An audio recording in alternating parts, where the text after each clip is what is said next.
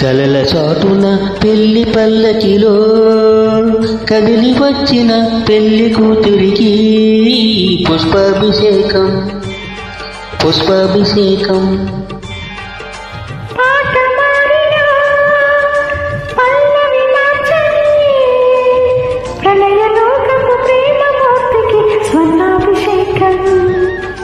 స్వర్ణాభిషేకం